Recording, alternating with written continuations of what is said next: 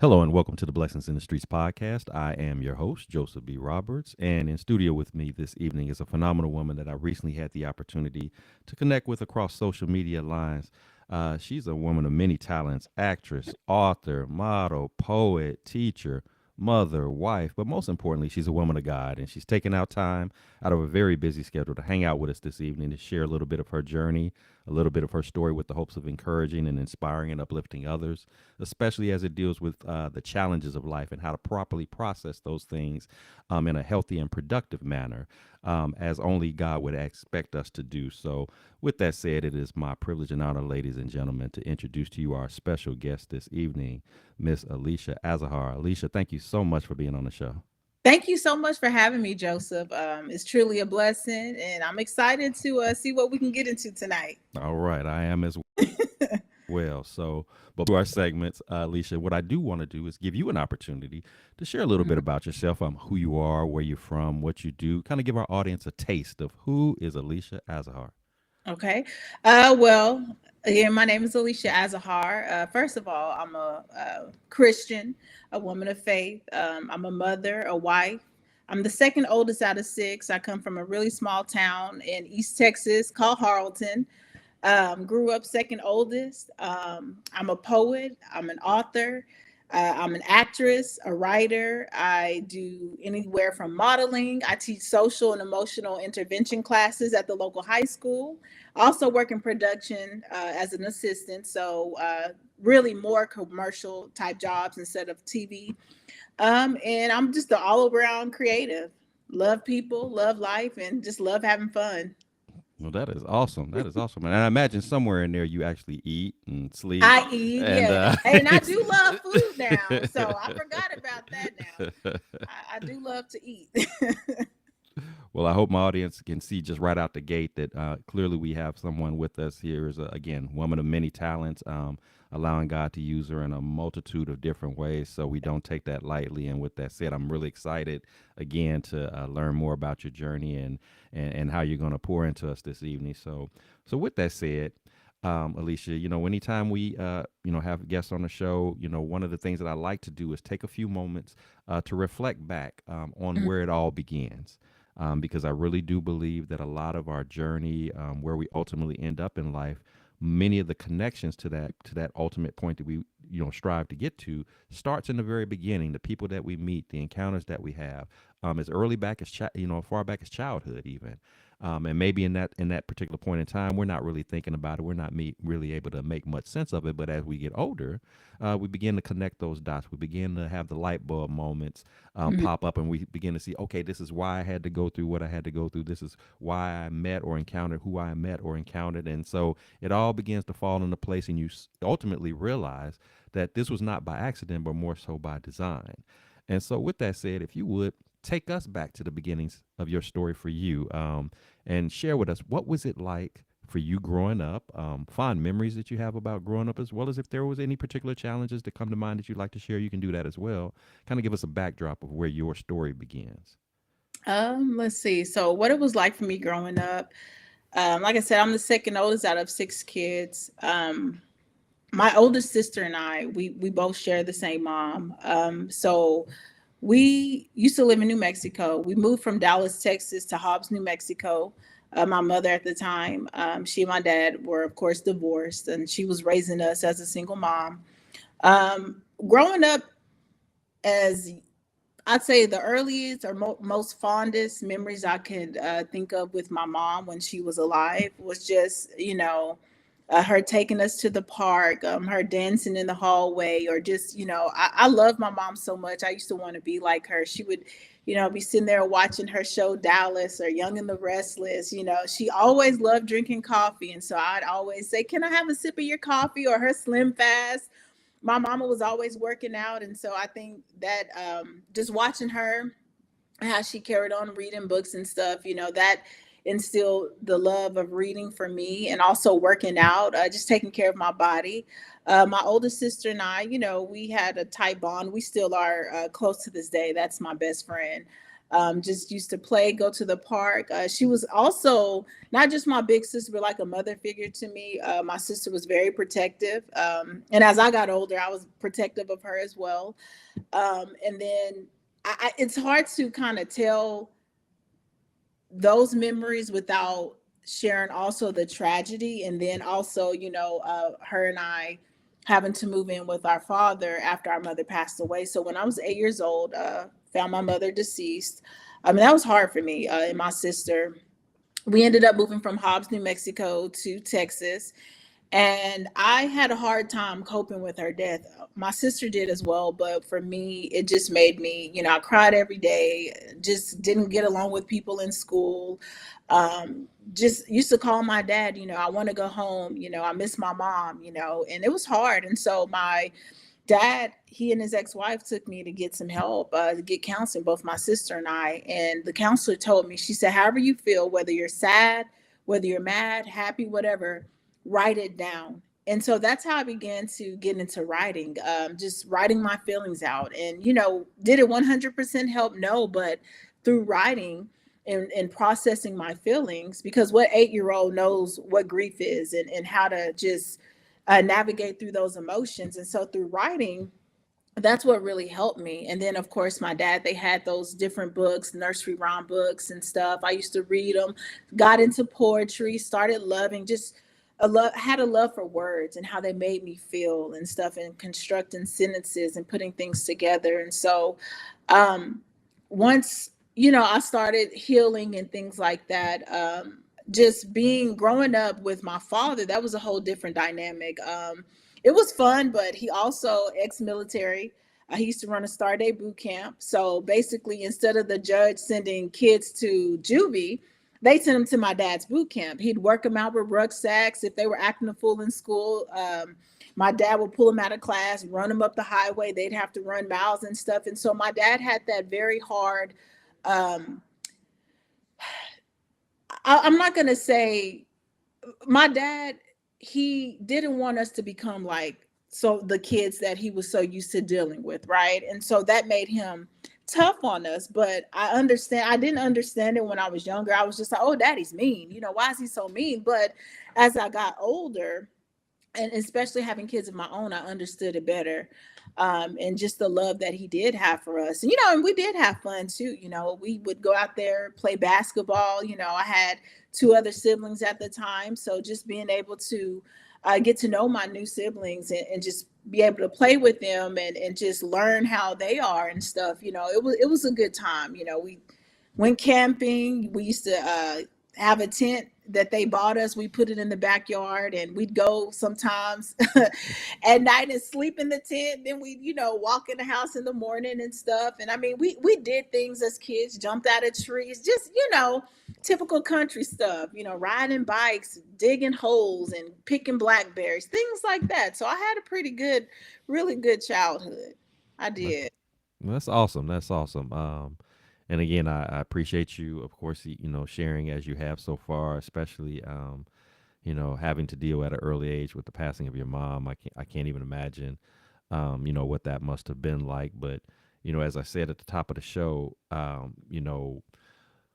there are certain experiences that we go through, and, and sometimes, again, those experiences can be very traumatic. They can be very overwhelming, but as you reflect later on in life, and even as you share the things that you do today, how you teach and your creative side that comes out and things of that nature, sometimes that has to be triggered, that gift has to be revealed through, unfortunately at times, through some type of trauma, some type of event that wasn't comfortable in the moment, that didn't feel good in the moment, but there was a deeper purpose to it in order for you to be able to birth Yes. what you would do years later. Hmm. That doesn't mean that we celebrate you losing your mom, but that experience catapults you into an arena that you're operating in today. Again, as we just reflect back on that, like, had I not gone through that, Yeah. how much of that would have played or not played a role in what I do today, and how I operate in that space, expressing myself. That, even we talk about, how things like music isn't the same. There's Yes. music that just sounds good, and then there's music Hmm. that has a message to it that you feel In your with that soul. soul, Yeah, right? you That can feel you can it. feel it. Hmm. And even in writing, there are people. It wasn't until I had a chance to write a book that I became aware of.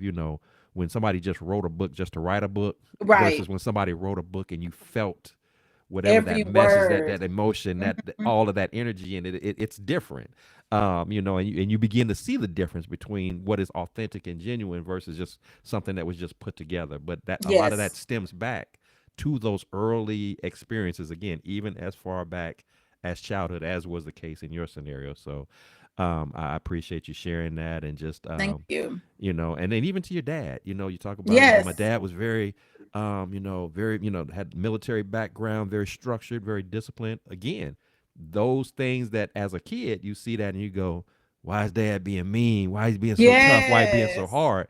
But then you I fast forward see in now. adulthood and you appreciate that. You appreciate Yes. the focus on discipline and structure and things of Mhm. that nature. You rambled off about 20 different things that you do. You couldn't do all of that without structure, without Mhm. discipline, without focus. And much of that, comes from those early days of tough love, discipline, Yes. structure that dad instilled into you. Had he not done that, you wouldn't be able to manage all of that at the same time. There's no way. That's It would true. just be a chaotic mess. You'd be involved in a lot of things, but none of it would be moving anywhere. But a That's disciplined true. person can handle that. But that discipline has to come from somewhere. It doesn't just magically pop up. So, again, kudos to your dad for Yes. just being dad. And understanding, especially with the kids that he was dealing with, and Mhm. saying, not that I'm downing these kids, because obviously he did that work because he Right. wanted to see them prosper and be Hmm. great and all of that. But he also recognized I got kids in my own house, and I want to make sure that you And all I don't don't even have to want them doing it. go down that path. Yes. I'd rather you take a much easier path to get where you need to, and versus the knucklehead path, where you got to do Yes. stuff like that. So, again, all of that stuff, and that's why I like to have this part of the conversation, because all of it really connects when you just sit down, just even for a few moments to think about it. Yeah, Hmm. that's why it had to happen. This was And all I'm glad by it happened design. now. Yes. You Hmm. appreciate it later. You be like, yeah, I know. I I'm get like, it you know now. what? Thank God he Thank was like God he that happened. was. Especially Yes. when you start, of course, even unfortunately when you start seeing other people that maybe you came up with, and their lives went a Yes. whole nother direction, and maybe they were the ones who didn't have as strict of the household, and maybe they were allowed to do things that they shouldn't have been allowed to do, and run wild and Okay. run free. And now you're looking at them, not that you're judging them, but you're like, man, Right. I I'm see good. why Daddy I was. see why. you Yeah, know. and not to take away either, because I want to insert my. She is was my basketball coach as well, my stepmom, which Mhm. I hate even calling her that. She's my mom, and so this is my dad, who he's married to now. This woman is amazing, phenomenal, to step in and marry my dad, who had 4 kids at that time, Mhm. and to just take on that role and to love us the way she loved us too. And to also, I mean, just being my coach, from discipline on the court to working as a team, taught me how to stay motivated, to get up in the morning. She would make us work out 5:30. Like, there's so much that she also instilled in me. So I don't, want to exclude her either, Mhm. because I wouldn't be half the woman I am today without her either. And I thank God for her, both in my father, and just the things that they instilled in me, how to pray. We used to get up at 3 in the morning praying, and just, anointing us with oil and keeping us in church and stuff like that. So I had a very good foundation. Even when my mother was alive, we went to church. So just a spiritual and faith foundation. They kept Mhm. us in church, if nothing else. They didn't play that. So, That's awesome, and I'm glad you highlighted mhm. um what we're not going to call stepmom, but Right. the Our mom mom. Yes. Yes. mom part two, Yes. however Yes. because and that just speaks to who God is. We Hmm. clearly we acknowledge that at the very beginning, that you are a woman of faith, you're a woman of God, and what you Hmm. recognize is that even in moments where you experience loss, Yes. there's no loss like losing a parent. For anybody who's gone through that, I've experienced it myself, and it's mind blowing, devastating, crushing, especially if you had that close relationship, like I know Yes. you had, like I know I had. But You Mhm. know, even in those moments, God is not going to have that happen and then just leave you hanging.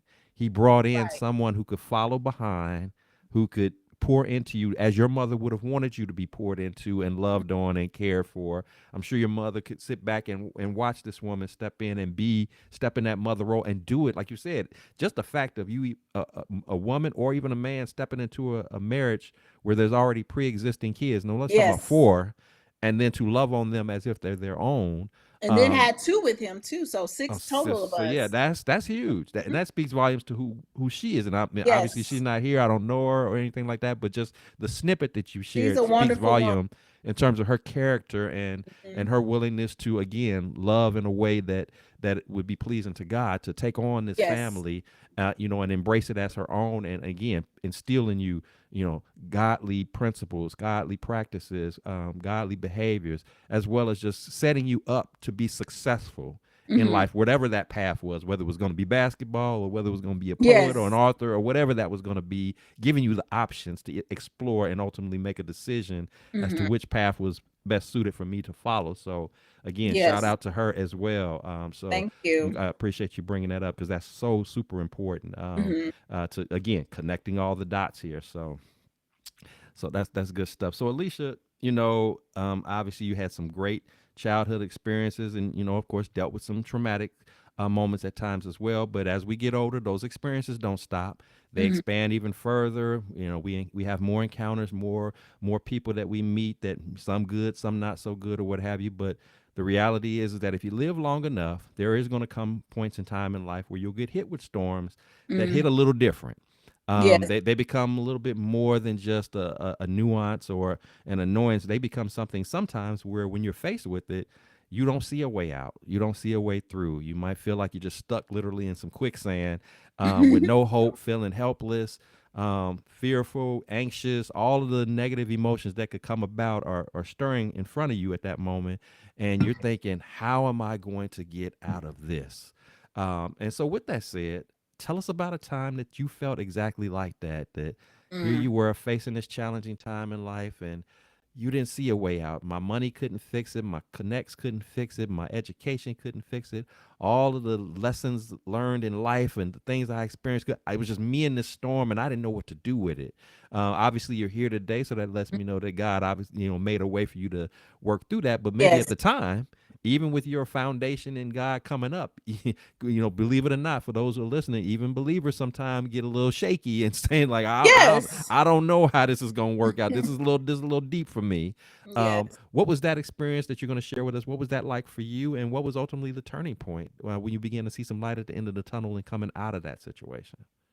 To be honest, I'd say one of the hardest parts of my life was when I was going through a domestic violent relationship. This is with my kid's father. I am married today. My husband's not their biological father, but he is their father. But it was just hard. I was with this man for 7.5 years, and I already had a little pre-warning about him to a certain extent about like his anger issues at the time. But he was funny, he was handsome, he played basketball, he had all the things, physically, that we sometimes women choose to overlook those other things when we see a man. And I got with someone I thought I could change. I got with someone I thought I could love them enough for them to not be how they are. And so the situation, it's a long story, so I'm gonna spare you with the all the details. But um, it got to a point where it got so bad, to where I didn't have any other choice but to pray my way out of that situation. I wasn't strong enough. I remember one night after he had assaulted me, the police came to the house, and I lied for him, even though they could clearly see that I was in distress. And I lied and said that I was okay. And the officer was like, well, we got a report. I guess my neighbor had heard him assaulting me. And so I lied and said that I was fine. And I should have probably walked out that day. Not even probably, I should have left that day. But a part of me was one, embarrassed. I didn't want to be a burden to my other family members. And I don't know why at the time I thought that, but being a grown woman, having two kids, I just thought I didn't want to bring my mess to anyone else's house. Well, that night, after it happened, I remember just getting down on my knees and I just prayed. I poured my heart out to God. At that time, we weren't going to church. I had stopped going to church. I always believed in God and still had, would pray. And even with my writing, I'd write about, write to God and write about God. But I wasn't actively going to church at that time. And I remember I just prayed to God and I was just like, Lord, I can't do this anymore. I was like, Lord, I'm not strong enough to leave. I knew I wasn't. I was just like, please just make a way for my kids and I to be safe and free. And when I tell you, sometimes when God answers our prayers, is not the way we think. In my mind, I thought I was going to be rescued a whole nother way. I ended up losing. I had to lose everything. I lost my car. I ended up losing my job. And then I lost my apartment because I didn't have money to keep it up. And so, and also I was the sole provider. I was paying the majority of the bills and stuff and taking care of me, myself, uh, two kids, and a grown man. And so I got to the point where, got evicted and I had to reach out at that point to family. And my aunt in Dallas, Texas, she allowed me to stay with her and my two cousins. She ended up moving out because she got an apartment in Plano because she wanted to be closer to her job, but she had a 3-bedroom house. And so I moved in. And God, at first I didn't understand it. I was like, why did I have to lose everything? Why did I have to lose my job, my car, my apartment? I didn't want to, be in someone else's house. But had I not left him, I still probably would have been with him today because I wasn't strong enough to leave. And I had to the longer I stayed away from him, and I had women that were pouring into me every day. My cousins would, like do my hair. She was a hairstylist and she would just, they would speak life into me. I started going back to church. I rededicated my life and just, started getting the word fed to me. And I started getting stronger. And the longer I stayed away from him, I stopped missing him. I was just like, wait, I'm actually good. Like, I don't need him. My kids and I are going to be fine with or without him. And so that was one of the biggest blessings.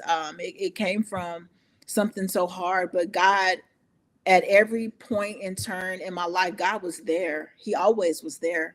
I might have not have saw it at the time, but God heard my cries and he delivered me from that situation. So, So I guess well again, first off, I appreciate your transparency and sharing that domestic violence is a very serious matter, and mhm, even after all this time of you being able to be freed from that, it's not even it's still I can only imagine it's still not an easy conversation to have. I am curious, like you said, you said I prayed my way out of this. mhm, You had that moment where the police are called, they're at the house. You basically, like you said, you lied out of whether it's pride, embarrassment, mhm, what have you, and then you cried out to God. I'm curious to know, like, you have this, you drop to your knees, you have this prayer moment. mhm. Was it ultimately you just deciding, one day to just leave on your own, or what? I'm just kind of curious to know, like, how did you finally make that exit after calling out to God and saying, you know, I need you to help me get out of this. How did that exit facilitate itself without you, having the resistance or the battle again with the man that you were now saying I'm walking away with my kids and don't try to stop me kind of thing. Like what did that look like? With that, it was just more of like, at that moment, after the cops left, I did have a battle within myself because I knew that I probably should have went with them or at least reported them, but I was just more in that protective mode. Still, I used to protect them, like, oh, and but I knew that it felt like it was the Holy Spirit tugging at me. I knew like it wasn't right. And I left this out because, like I said, it's just a long story. But I remember when he was assaulting me. This is a very important note that I forgot to tell you. So, my son, he was only a couple of months old. He was sleeping. I had to put him down for a nap. My daughter was in the living room watching cartoons. She heard me screaming.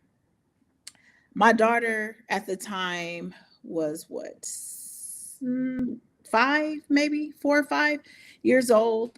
And I remember our bedroom door didn't lock. The apartments were kind of, so we didn't stay in a very good apartment complex, but the bedroom door didn't lock. So you could literally like push it open, right? I remember my daughter, she was a daddy's girl, right? She scooped up her little brother and was holding him, came in the bedroom, and I literally remember just seeing her little face. And I grabbed my son.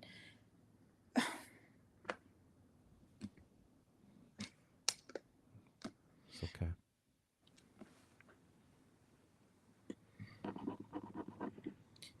I remember grabbing my son out of her arms. And normally, like I said, she's a daddy's girl, so she always loved being by her dad. But this particular night, she came to me and she put her little head like this on my leg. And that was the moment. I think it was just like the Holy Spirit working me, even though, like I Mm-hmm. said, the cops had came and stuff and I lied. But I think just her doing that too, it was just something in me that just knew, as a mother, like, how could I keep allowing my kids to experience this? I don't want my son, now I have a little boy. I Mm-hmm. don't just have a little girl. So how can I allow my kids to live a life like that? And it's not safe for them either. And so I think that was another moment that really just pulled at me as a mother. And I had to pray because I didn't know, like, when you feel like you don't have nothing else, I Mm-hmm. had to pray, like, God, I just can't do this anymore.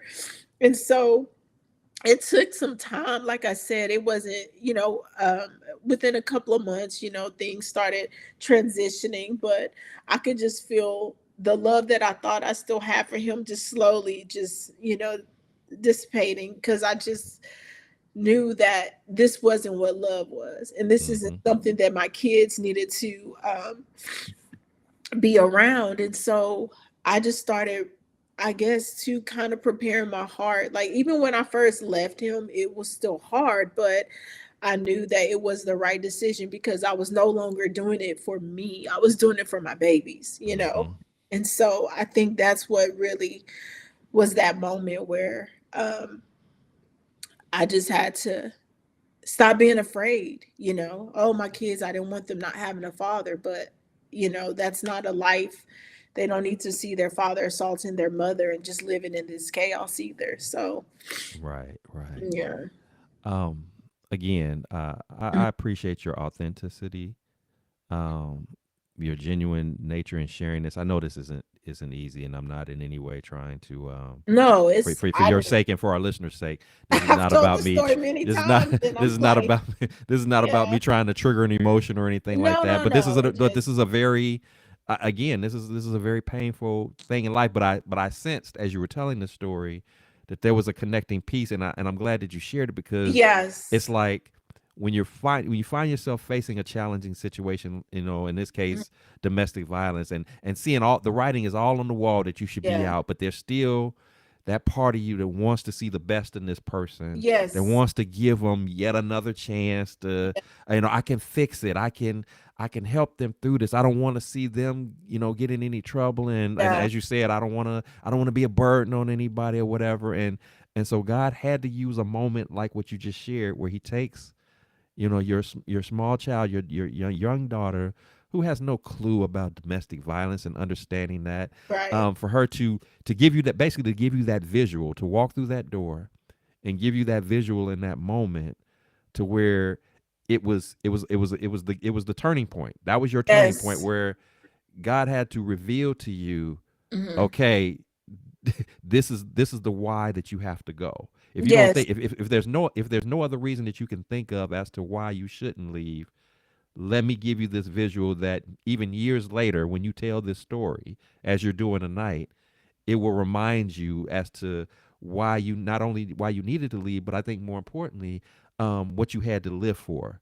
That, reminding you of your value, of your worth, all of those things. That was that game changing moment. And as you said, it wasn't like you just packed up and left the next day. It was still a No, I transition. didn't. It was still a transition process, but it was also an eye opening thing, because in combination with you having that visual, combined with you dropping to your knees and saying, God, Yeah. I need you to take this up off of me and handle it, because I don't know if you paid attention to our, and it's crazy because I oftentimes, I ask this question that I'm Hmm. about to ask you. I don't know if you paid attention to the title of our show this evening. The one who fights your battles. up Hmm. up to this point, you were trying to fight this battle Myself. yourself. Hmm.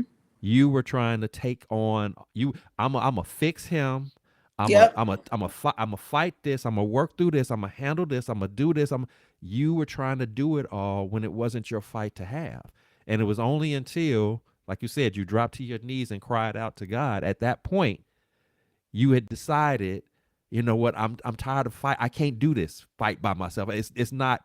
It was like, it was a game Yeah. changing moment where you said, I can't. You put your pride to the side. You put all that to the side and said, I can't do this. Something has to happen, because if for no other reason, something has to happen, because I got my babies to be concerned about here. I'm giving Yes. it to you, God. Work this thing out. And it's almost literally in an instant, he opens your eyes for you to see what you couldn't see up to that moment. You couldn't see it up to that moment. Now that you were able to see, now the process begins for you to start this transition of making that move to ultimately grab up your kids and step out that door. And again, Yes. putting that pride to the side and saying, family, I need some help. I'm going through a Yes. situation. So I want our listeners to understand that this is a part of that process that we have to go through, but it begins with you surrendering and saying, I can't do this. Quit trying to Yes. carry that weight. Because, I mean, and I say this all the time too, it's just like, yeah, God has equipped us to be strong and to be able to handle certain things, but we have limitations. That's why we're human. We Mhm. can only go so far, and there's a reason for that, because he wants to be able to do what we cannot do in our own strength Yes. and our own abilities. But it requires us to trust him. It requires us to enter into a relationship with him and be able to feel vulnerable and transparent in front of him, in a way that is a good way, where we Mhm. can give it to him and then let him do his thing, instead of us Yes. trying to, again, carry all that weight and all that burden, because it's too much. It's just too much to do. And so I'm It thankful is. that you reached And that thank point. you for asking that again, because I'm, when you're trying to tell your story, you don't want to be too long winded, and No, no, no. and I'm like, I can't believe that was the moment. Mm-hmm. My baby, coming in with her brother, and the way she was just carrying him, I had to Mm-hmm. scoop him up out her hands, and so yeah, it was just that was that breaking point for me, because like you said, and I was very, very prideful.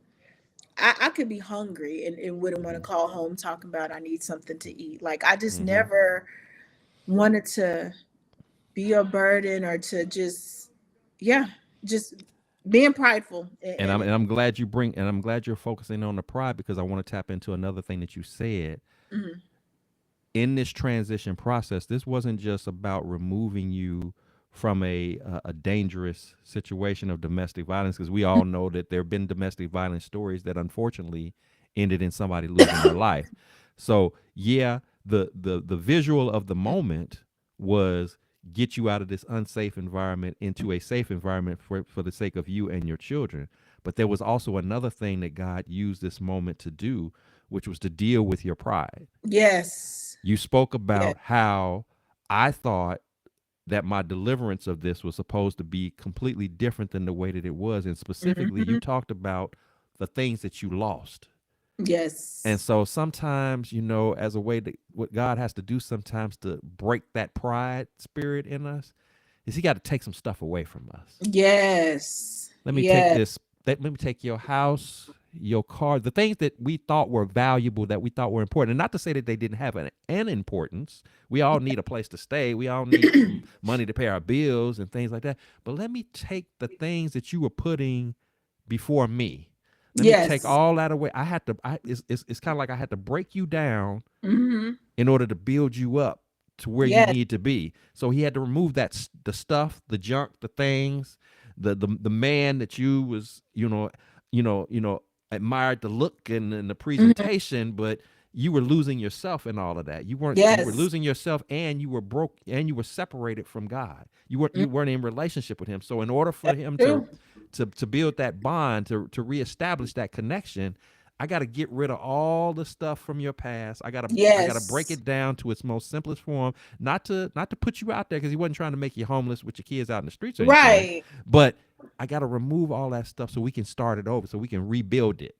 So that Yes. now when I give it back to you, not only am I going to give it back to you better than it was the last time, Mm-hmm. but you'll have the way you look at it is going to be different. Yes. that Yes. that was that was kind of that's how I'm seeing that process having to play out. So for you as well as to our listeners, this is what I want everybody to understand, that sometimes when we lose, Mm-hmm. losing is not necessarily always a negative thing. I lost my job. Well, sometimes losing a job is good, not because it's a loss of income, but maybe it's good because God had a better job for you. Yes. Sometimes losing a car is good because maybe he saw something in that vehicle that wasn't what it needed to be, but I got a better car for you. I got a better place Mhm. for you to live. So don't get so attached to To those things. things. Yep. Don't get so attached to that to where you can't you don't like it's like as if this is the best you can do. I got better for Right. you, but you won't know that I have better for you unless you're in relationship with me. And Yes. of course, when I say relationship, I'm saying relationship with God. Unless you're in Mm-hmm. relationship with God, that's how he can reveal to you. He can show you thought that was something. Mm-hmm. I, I got something way better than what you thought this was over Right. here. You're gonna look back one day at this and go, "What? I was tripping about that car, that place we was at. I was tripping about all that." And yeah, there may even be a momentary point of inconvenience where I'm staying in some, Mhm. temporary conditions were not necessarily my ideal setting. I had to move into my aunt's house or whatever. I had to depend on some people. That doesn't mean that that was the permanent outcome, and clearly it Mhm. wasn't. That was just a pass through. So if you Right. can tolerate a little inconvenience, if you could tolerate a little bit discomfort, but you trusted me along the way, I promise you, on the other end of this, when you walk up out of this stormy moment that you're in, it's gonna be a whole different picture. Now we fast Right. forward to today. You doing you're wearing all these many hats. You're in a beautiful place, beautiful kids, loving husband, not worried about watching your back as you sit here, whether or not something's gonna pop off in the middle of the broadcast or Right. anything like that. You're not Yeah. having that. Those things are no longer a thing of your life. But to testify to what you do today, Hmm. again, I had to go through some of these things. I had to have that process, not only the physical things that I had to deal with, but inside of me. The spiritual. Yeah, that spiritual restructuring, that spiritual purging. I got to purge out that Mhm. pride out of. I got to get that pride out of Alicia, because Yes. she's trying to do. I have a lot of work for her to do, but she can't be too prideful to ask for help, because And she that can't was do it the all by problem. herself. Yep. She can't act like that makes her look weak or soft or insufficient or anything like that, just because she asked. Everybody needs help. True. I mean, that doesn't make you a bad person. And actually, when we really think about it, it makes us look crazy when we know we need help and there's help available to us, but we won't ask for And it. won't ask for it. Yep. They're like, well, who's really the crazy one here? I mean, and I've been guilty of that as well. Right. I figured out, I got it, I got it, I got it. Well, no, you don't Yeah. have it. Usually you do, but not all the time, and that's okay. Right. It's Right. okay. Right. We don't. Everybody needs help. Now it's always key to know who to get that help from. Hmm. Because everybody doesn't necessarily mean you well, and some True. sources or places are not necessarily the best sources or places to go to. But bottom line is we all need help, and even to making those decisions, that relationship with God will allow you the discernment to Mhm. know, to sift out. Okay, this is who I can trust with this. Who I can even coming on a platform like this to share your story. There's no disrespect to the thousands and thousands of platforms that are out there that people podcasting. You can't tell this story on everybody's platform. True. It's a story that people need to hear, but you can't tell it on everybody's platform, True. because certain stories, depending upon the platform, might be taking a whole different direction that Yes. distorts Mm-hmm. the message that was supposed to be relayed tonight. I'm Mm-hmm. even as a host, I'm selective as to who I even reach out to. I don't Mm. just put an open ad to say, "Hey, if you want to be a guest, come on," because I understand what I'm trying to accomplish here. So it's the Right. same. It's the same. It's the same process, but that I attribute that not because I think I know it all, because you know it all. It has to do with the relationship and hearing from him and letting him guide my steps, letting him guide your steps, to make the best decisions, to put you in the best position possible to make the best decisions. And even if you slip up every now and then, which we will, Yes.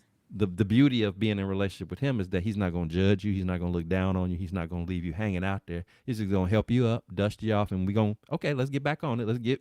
We good to go. We gonna be all right. You know, Right. let's wipe our tears. I know it hurt. I know that stung a little bit. It's gonna be all right. Don't Okay, trip on but it. We gonna be good. keep going. We just gonna Uh-huh. keep going. You know, so that's the beauty of it all here. And so again, I appreciate you sharing Thank you. this story as you have, because this is powerful, and I'm prayerful that our listeners will embrace the messaging that you're sharing in your story here, because this is some critical takeaway moments that we have right in this time and important time. So good stuff. So Alicia, you know, obviously we've shared some very deep stuff, had some very deep conversations thus far on the show, but you know, and sometimes storms can be like that, but Mhm. also storms can just be normal day-to-day nuances. You know, somebody get on your nerves at work, unexpected car problems, or home repair. It could be just a random amount of things, you know, they just get in our way. That's a problem, that's a challenge for us to deal with.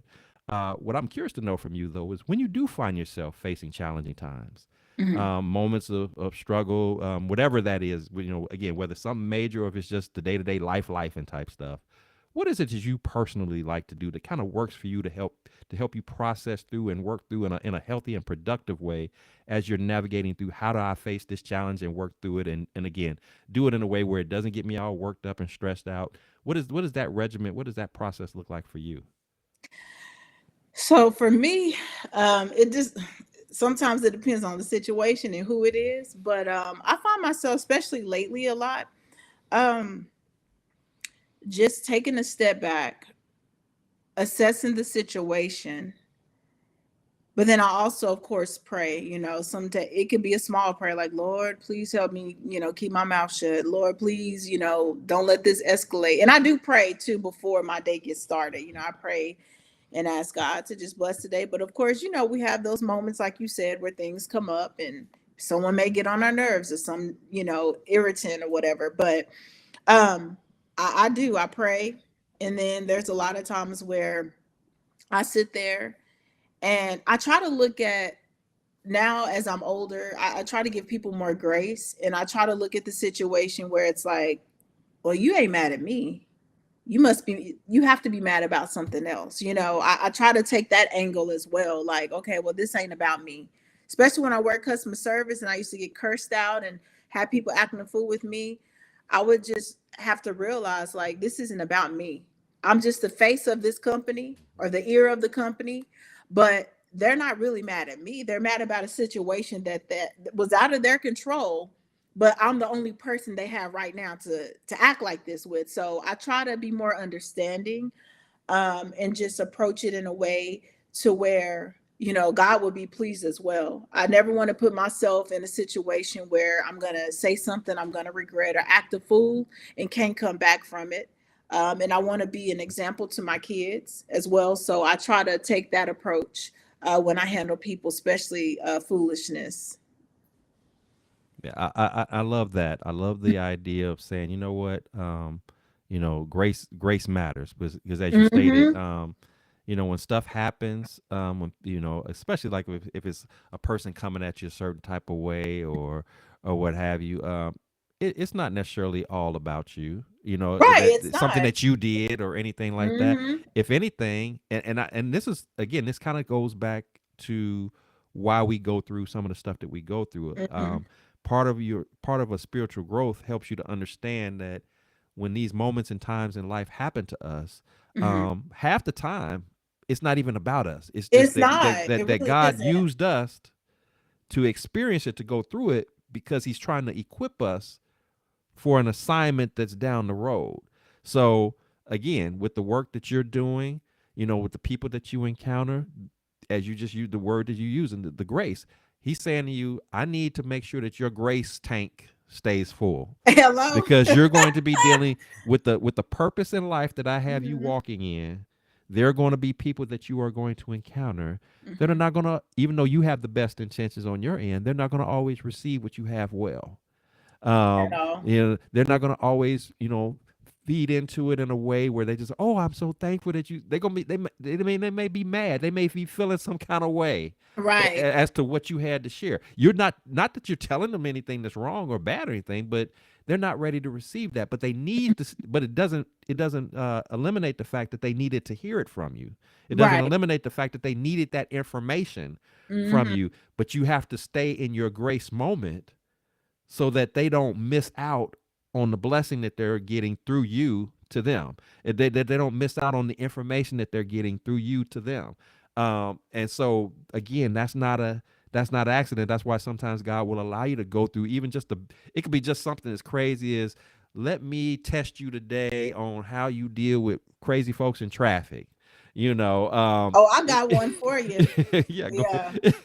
it could be the smallest of things, but for God, nothing about what God is doing in It's you and through small. you is small. Exactly. We just kind of sometimes think of it like that, but as we grow spiritually, as we mature spiritually, we understand that even those small moments, there's a bigger picture in it, and it's helping to develop our character, it's helping to Hmm. develop our integrity, it's helping to develop our communication skills, it's helping us to develop, just as you teach, your social and emotional intelligence. It helps to build Yes. all of those things up. You couldn't teach that If I if you're wasn't if living you're it. not getting you if you're not living Yeah. it, and if you're not constantly being trained up in it.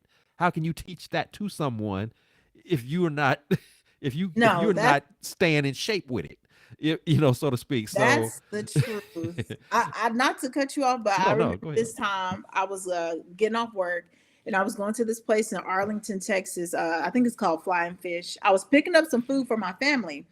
So they had a lot of construction. I had to go the back way into the restaurant. And so the parking lot I went through, it had a one way. The lanes, I mean, it was pretty wide parking lot. Literally, two cars could go through at the same time. You could come in as someone was coming out. So, long story short, I was just trying to get a parking spot, get the food, and get home. I remember I was coming in, and this guy in this big old pickup truck, he was like, turn around, like you turn around.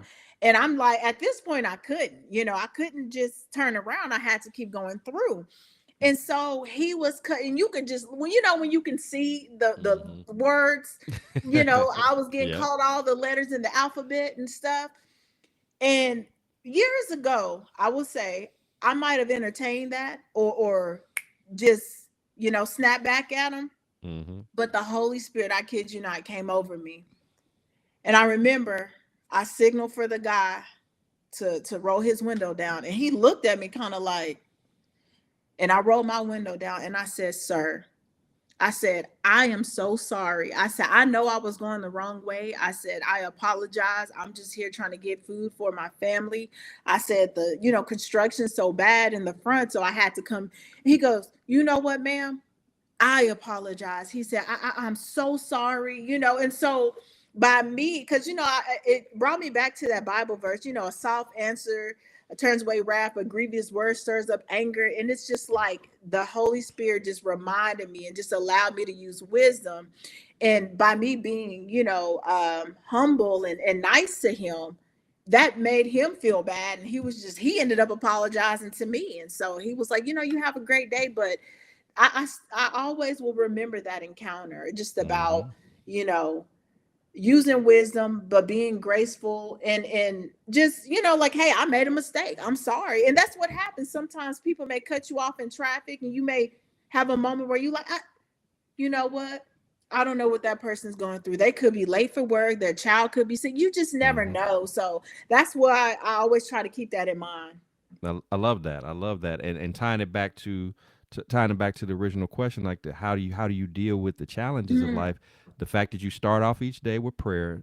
I Mm-hmm. want everybody to take away from that, because what you're doing is you're setting the tone for your day. You don't know that today Yes. is getting ready to be one of those days, but you're Woo. setting the tone for the Yes. day by staying prayed up, by putting that full armor of God on you up front, so that if by chance it happens today, because we already know that it's not a matter of if but when that happens, because I'm covered, whatever that situation that happens to me is not gonna destroy me. It may shake Yes. me up, it may rattle me a little bit. I might get a little, pushed to the side, so to speak, but I'm not gonna be taken out. I'm not gonna be knocked flat on my back and I can't get Hmm. back up from that. So I got that covering. And then to what we just got through talking about, but because I practice a lifestyle of grace, Hmm.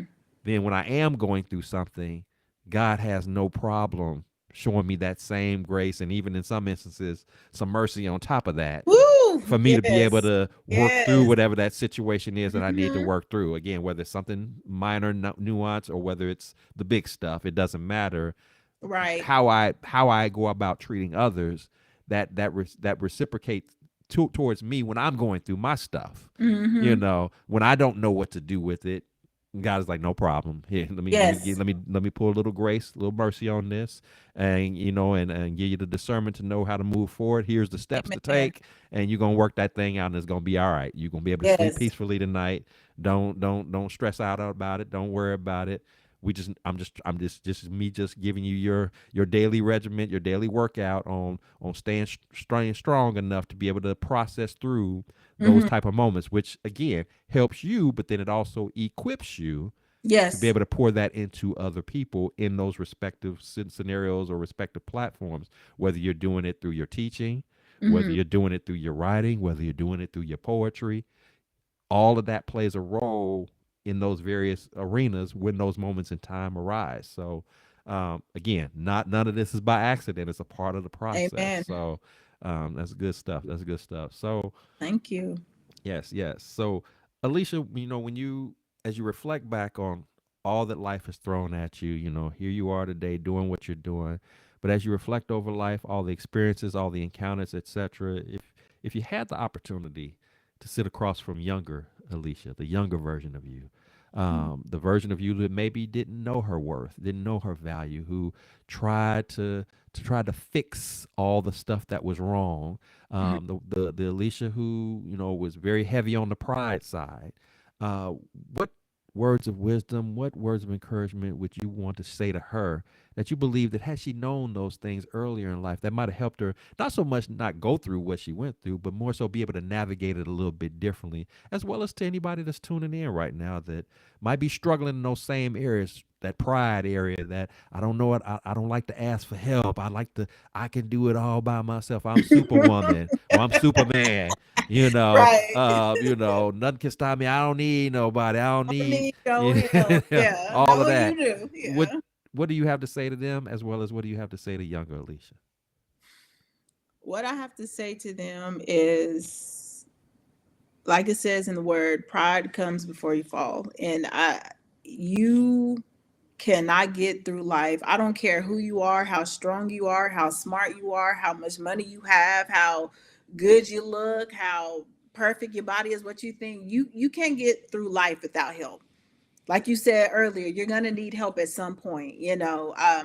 Nothing that I've done that I can honestly think of I did by myself. Literally, there's nothing that I can think of that I said, "Oh, I got myself here." No, you had help along the way. Was someone supporting you? Whether it was someone praying for you, whether it was someone giving you some money here and there, feeding you, open up their doors to you. You had some kind of help. So never turn down help and never be afraid to ask for help, because you're gonna need help to get where you're going in life. And what I would say to my younger self is speak up now. Don't be afraid to speak on the things that have hurt you, that have even made you afraid. Don't be afraid to speak up and to um, challenge the things that you know is not right. Um, don't be afraid to call out things that are wrong, that you know are wrong, and the things that you've seen or that have happened to you. Don't be afraid to expose things. Speak up now. I wish well, I shouldn't say wish, sometimes I wouldn't be here today if I hadn't gone through those things. But if I could have spoke up earlier on a lot of different matters, I would have. If I was not afraid, do it afraid. That's what I would tell myself too. Do it afraid, and you're gonna be okay. You're gonna make it. You're gonna get through life. Do it afraid. Well said. Well said. I love that. Love that approach. Well, Alicia, this has been a phenomenal conversation. I've been thoroughly You. enjoyed hanging out with you. I appreciate you sharing your story as you have, being very authentic and doing so. You've been a blessing to me, been a blessing to my listeners, and I'm so thankful that you accepted the invite to be a part of the show. And Thank you. can't say enough to what you talked about this evening, because there's so many aspects, so many elements of it that we can take away from it, things that we can apply right now in our lives as to how we approach life. Everything from the grace, from the releasing of the pride, from just understanding the value and importance of our worth, Mhm. and how God sees us, and our purpose and walks in life. So again, thank you for pouring into us as you have. But before we let you go, what is as is customary, I should say, here on the Blessings in the Streets podcast, we do want to take an opportunity to celebrate you, to love on you, to lift you up. So if you got anything that's going on now or coming up down the road, if you would please share with us all about it, how people can support, connect, be a part of it. I want people to be able to stay rocking with you well beyond this episode, because again, you have a lot of different things that you got your hands in, and I'm sure there's something in that that could be a blessing or be a help to those who are tuning in, or that they can pass on to other people. So what is it that we need to be looking forward to, that you got going on, that we need to, again, to be aware of, and perhaps possibly be a part of? So what is it? Tell us all about that. Well, as of right now, I'm still partnered with Phoenix Academy here in Mansfield, Texas, and we're always looking for more community partners, volunteers. The youth, they're always in need of somebody coming in that look like us, or not even maybe not who look like us, but who are just a positive influence in the community. So we're always looking for people to come in and speak life into the kids and just, try to help them get on a better path. So that's going on. And then also, I do have my poetry book. It's available. You can get it through me. It is on Amazon, but I don't really make anything off Amazon. So if you would like to purchase a book, you can get that through me.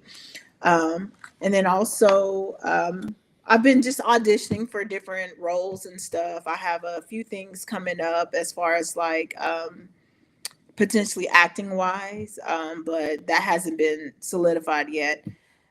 There is a thing in next year, 2026. It's called Strangers in a Strange Land. It's for our Black History program. I partner with um, the Emmanuel Seventh Day Adventist Church in Cleburne, Texas, and they put on this phenomenal Black History program, and it's free.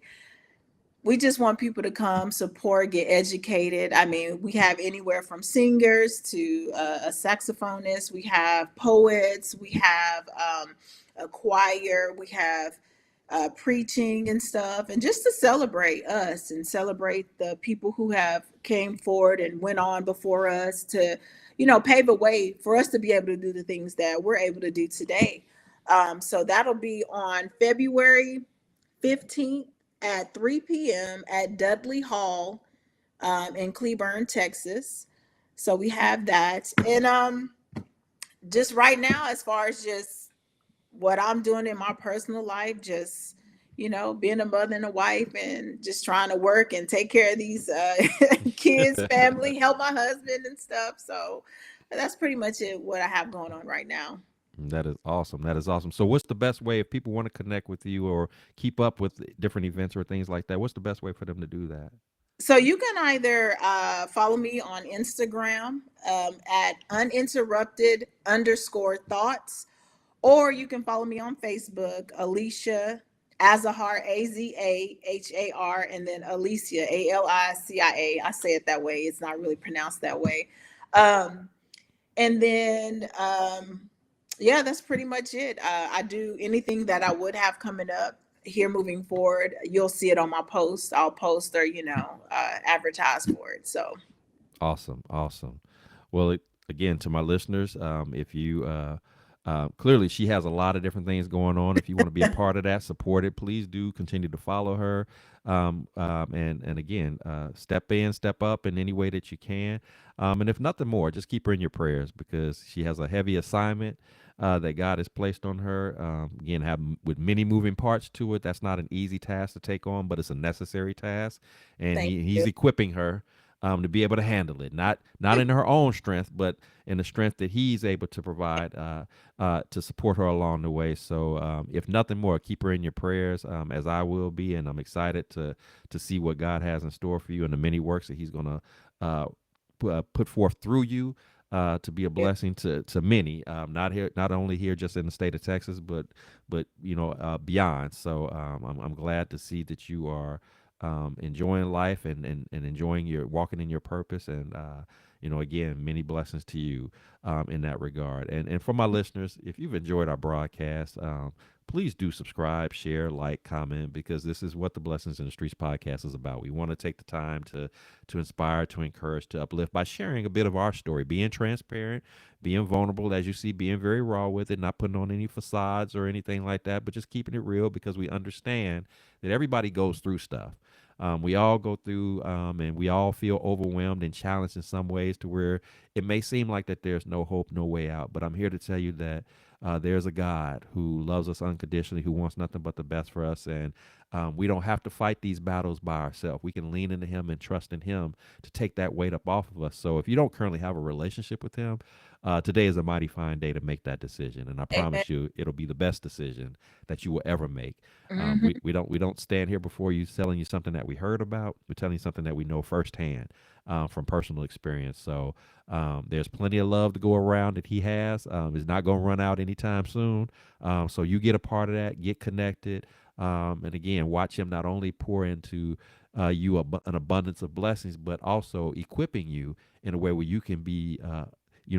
Equipped in such a way where you can bless so many others along the way. Get that stress, get that weight, get all that heaviness up off of you. Doesn't mean that you won't ever go through it, but you just have to go. You don't have to worry about going through it by yourself. Amen. And who better to have on your side? Somebody who's undefeated and will always be undefeated. And when it comes to the battles of life. So that being said, remember here at the Blessings in the Streets podcast, this is the place where your story is your glory, where your relationships are relevant, and your journey is your joy. I am your host, Joseph B. Roberts, and I thank you so much for tuning in. And until next time, you keep fighting that good fight. Get into that relationship with God. Build up that level of intimacy, that trust in Him. Follow His guidance, His steps, His ways. He will not lead you astray. He will not let you down. I can promise you that.